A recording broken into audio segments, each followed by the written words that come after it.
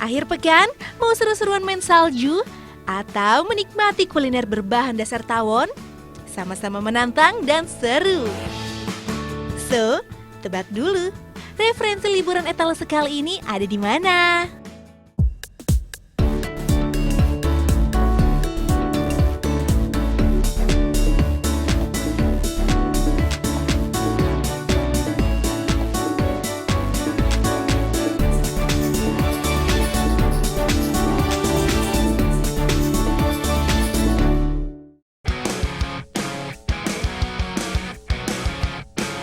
Yuhu! Icip-icip kuliner etalase kali ini ada di Malang, Jawa Timur. Ada 3 tempat makan unik yang menyajikan sensasi kuliner berbeda. Ada yang serba tawon, serba jumbo, dan serba hijau. Yuk, kita mulai yang pertama. Kuliner serba tawon di Rimba Raya, Lawang. Sebelum mencicipi sensasi kuliner tawon, kita bisa berinteraksi langsung dengan ratusan tawon. Eits, jangan ngeri dulu. Ratusan tawon ini nggak bakal menyengat. Karena tawon-tawon ini merupakan jenis tawon pekerja yang mengumpulkan serbuk sari.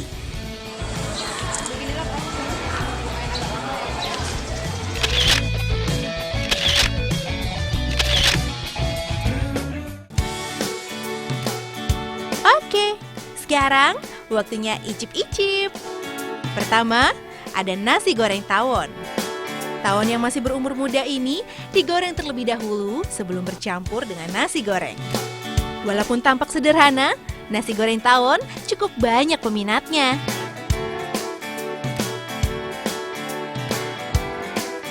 Nah, kalau yang ini lebih unik lagi. Namanya botok tolo atau botok larva tawon. Larva tawon diolah bersama bumbu yang terbuat dari bawang merah, bawang putih, laos, kemiri, kencur, dan cabai keriting.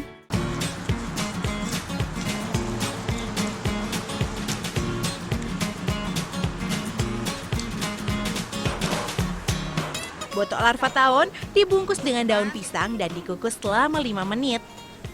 Botok larva dipercaya bisa menambah stamina tubuh. Sama halnya dengan seafood, larva tawon mengandung protein yang tinggi. Jadi, bagi yang sering alergi, jangan terlalu banyak mengkonsumsi botok larva. Kalau rasa nasi gorengnya sih ya, itu tawonnya itu ngerasa kayak gitu. Gurih sih, enak. Kalau botoknya sendiri itu pedes, rasanya agak pedes, terus banyak kayak itu larva-larvanya gitu, anak tawonnya itu enak, gurih-gurih gimana gitu.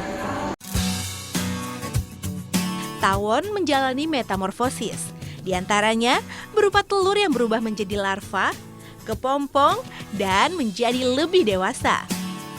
Nah, larva-larva inilah yang diolah menjadi botok.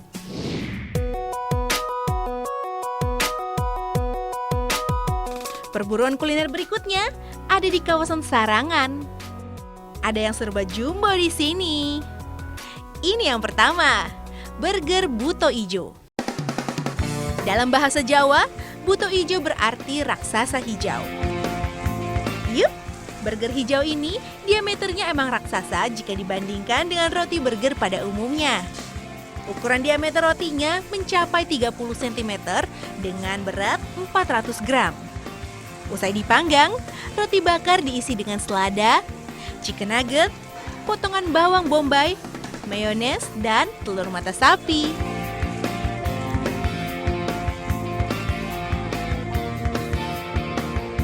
Roti burger hijau ini bentuknya cukup unik. Dengan lubang di tengah, burger yang satu ini mirip donat berukuran jumbo. Bagian dalam roti yang berwarna hijau terbuat dari sari sayuran sawi. Burger buto ijo dibanderol dengan harga Rp35.000. Selain buto ijo, ada juga si burger keceng alias burger kurus. Panjang burger keceng 60 cm dengan potongan selada, daging cincang, saus mayones dan saus tomat, burger keceng siap menggoyang lidah.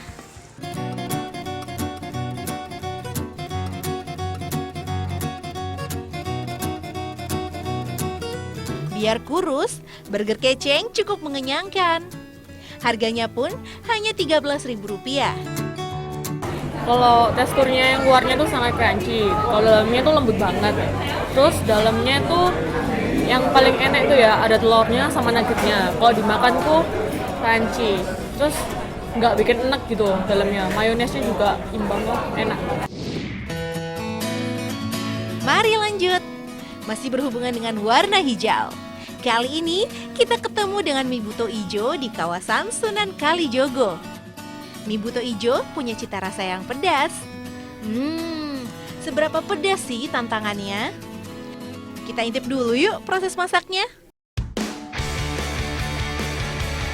Makanan pedas emang bikin ketagihan. Gak heran kalau penggemarnya pun makin banyak. Untuk level pedas 3, mie hijau yang telah direbus dicampur dengan 3 sendok sambal. Ini setara dengan 24 cabai rawit merah. Taburan ayam kecap, bumbu ayam giling racikan, dan kerupuk pangsit jadi pelengkapnya. Mie buto ijo juga disajikan bersama pangsit rebus. Satu porsi mie harganya Rp10.000.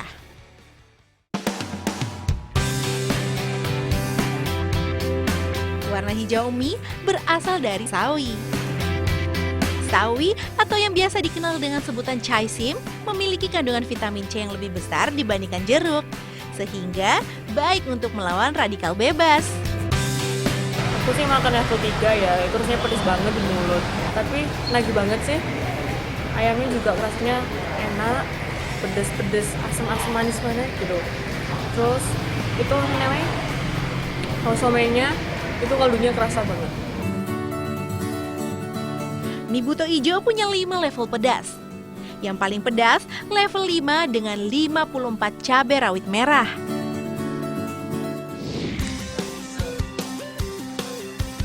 Perburuan kuliner kita belum berakhir.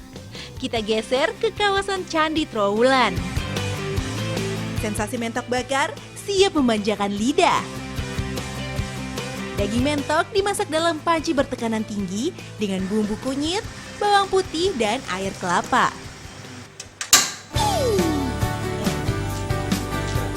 Setelah dimasak 30 menit, daging mentok disimpan dalam lemari pendingin selama 1 jam agar bumbu meresap sempurna ke daging. Daging mentok kemudian dibakar dengan olesan madu.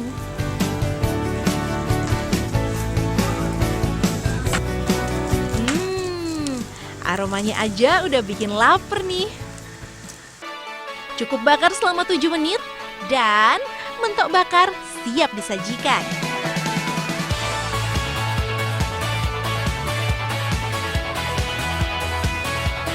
Sambal bawang pedas menggigit jadi pelengkap mentok bakar. Satu porsi mentok bakar dibanderol dengan harga Rp20.000. Mentoknya tuh enak banget, jadi ngerasa banget. Bumbunya itu kerasa, madunya, bakarannya juga enggak gosong-gosong gitu, jadi pas gitu pembakarannya. Daun singkongnya tuh crunchy banget, ada rasa-rasa bawangnya. Kalau buat sambalnya itu rasa bawangnya kerasa, terus pedasnya juga nendang. Daging mentok atau itik baik untuk pertumbuhan otot, karena di dalam 3,7 ons daging mentok terdapat 19 gram protein.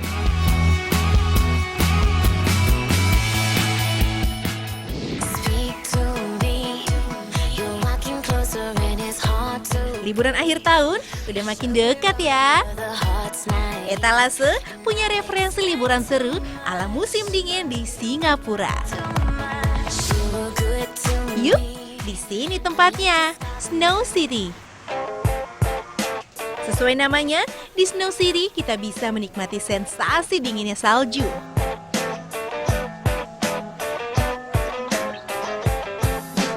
Tiket masuknya seharga $16 Singapura atau sekitar Rp150.000. Sudah termasuk paket baju hangat ini. Oke, udah siap kan menjelajahi kota salju di Singapura? Ini dia yang pertama, Dino World Chamber. Di ruangan bersuhu minus 10 derajat ini, kita seolah dibawa kembali ke zaman es. Belasan pahatan patung satwa yang hidup di zaman es dipamerkan di sini. Puas menikmati keindahan patung-patung es, ada lagi yang jadi favorit pengunjung anak-anak. Yup, perosotan dari pahatan es ini emang seru. Salju di Snow City dibuat langsung di sini dengan teknologi canggih. Wih, serasa masuk ke dalam latar film Frozen. Bisa bermain salju sepuasnya. Let it go, let it go. Can't hold it back anymore. Let it go. Snow City buka setiap hari Selasa hingga Minggu. Mulai pukul 9.45 pagi hingga pukul 5 sore. And here I'll stay. Let it go. Oke, yang berikutnya nggak kalah seru. Memanjat bukit es dan meluncur.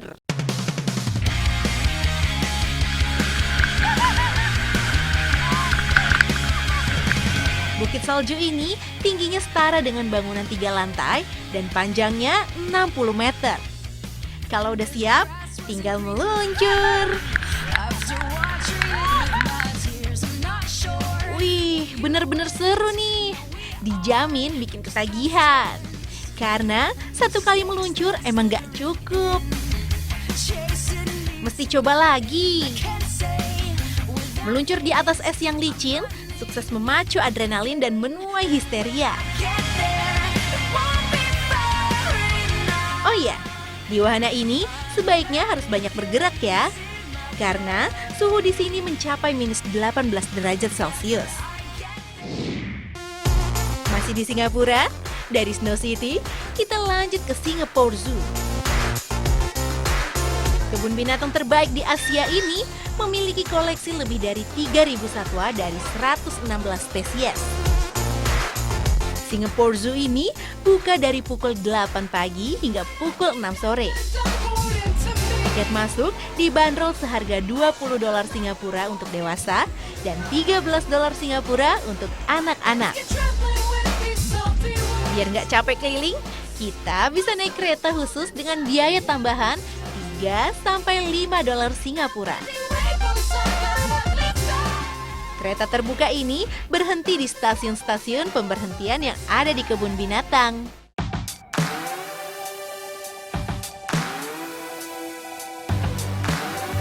Selain menampilkan koleksi satwa, ada banyak atraksi seru di sini. Di antaranya, feeding time beruang kutub. Beruang kutub alias polar bear merupakan satwa endemik Antartika yang beku.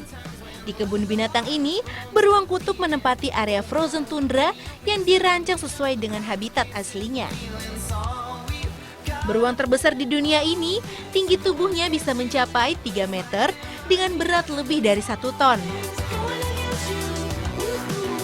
Lapisan lemaknya yang tebal membuat mereka mampu bertahan di suhu ekstrim di kawasan benua Antartika.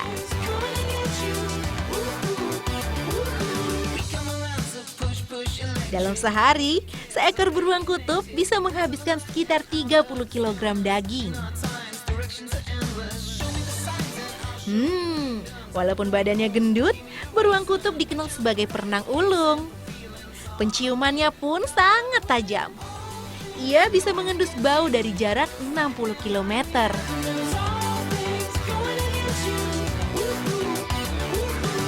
Beruang kutub termasuk satwa langka yang dilindungi. Keberadaan mereka terancam punah, terutama karena pemanasan global yang membuat es di Antartika cepat mencair. I'm waiting for your call and for the moon. Mau yang lebih seru lagi? Ada Animal Friends Show. Aksi ini menampilkan ketangkasan dan keterampilan satwa-satwa lucu yang dekat dengan manusia. It's hard to kill since I met. Dijamin, gak bakal bosan dengan pertunjukan ini. Karena kita juga diajak bermain bersama. While spring is making promises outside. Red cars are Animal Friends Show memang bertujuan mengenalkan satwa pada pengunjung, terutama anak-anak.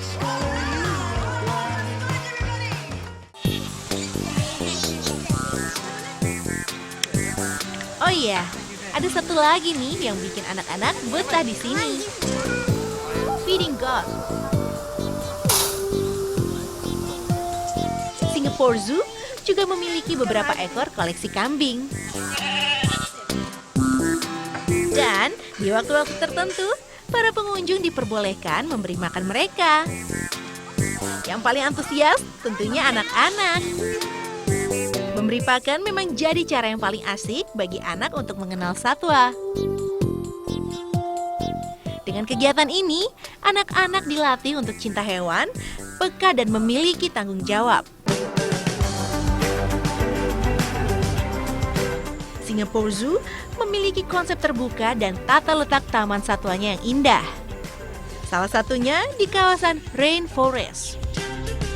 Sesuai namanya, area didesain layaknya miniatur hutan hujan sebenarnya. Di kawasan ini, satwa-satwa pun dibiarkan bebas berkeliaran.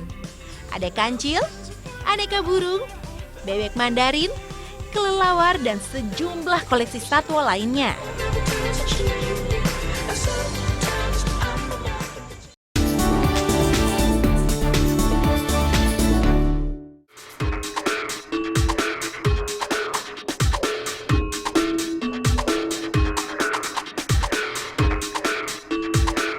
Aktivitas liburan di Bali emang gak ada habisnya. Bagi yang hobi kuliner, liburan sambil belajar memasak bisa jadi pilihan. Salah satunya, cooking class di Payuk, Bali. Kelas memasak diawali dengan belanja bahan-bahan segar di Pasar Ubud. Kali ini, ada 5 wisatawan asing yang ikut kelas memasak bersama Pak Ketut Budi. Belanja di pasar tradisional Ubud jadi pengalaman seru bagi para wisatawan asing ini. Gak cuma sekedar belanja, pasar juga jadi salah satu tempat untuk mengenal budaya lokal.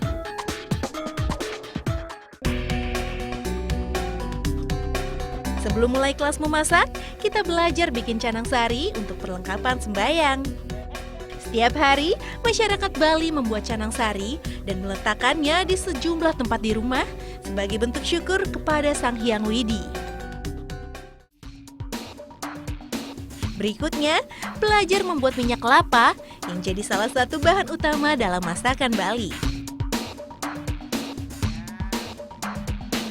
Setelah diparut, campur kelapa dengan air, lalu peras hingga menghasilkan santan. Air santan kemudian direbus selama 2 jam sampai menghasilkan minyak. Tinggal pisahkan minyak dengan sari kelapanya. Oke, ini dia yang ditunggu-tunggu, kelas memasak. Ada beberapa menu yang dimasak, diantaranya ayam bumbu Bali.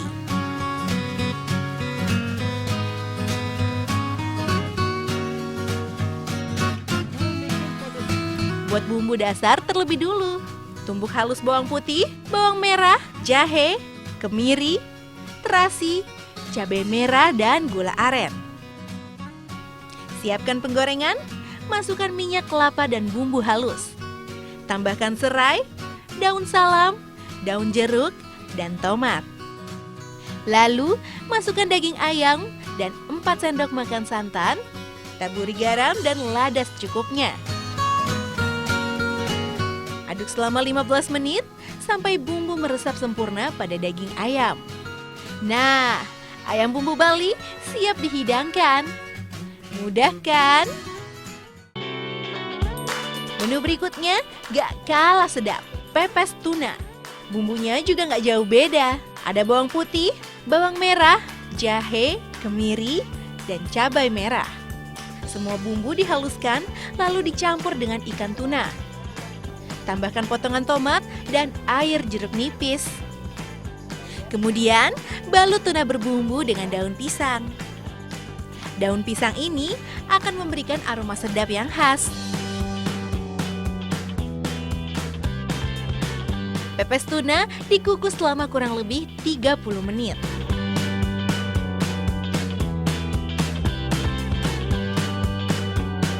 Selain ayam bumbu Bali dan pepes tuna, para peserta juga membuat sate ayam, sup seafood, jukut urap khas Bali, dan kolak pisang. I think Indonesian food use a lot more spices than we do. I mean, our food is, I wouldn't say bland, but it's like not as spicy. We don't use as many like different spices, and also a lot of our food's boiled or baked or grilled, or we also barbecue.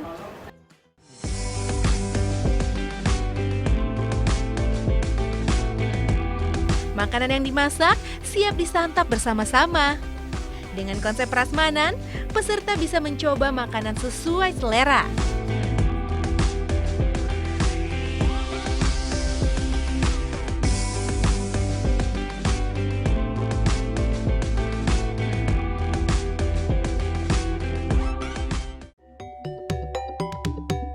Di setiap hari, payuk Bali yang dalam bahasa Indonesia berarti alat memasak ini bisa menampung hingga 20 peserta. Ada 2 waktu yang bisa dipilih, kelas masak pagi dan sore. Cukup sekian etalase hari ini. Selamat berakhir pekan.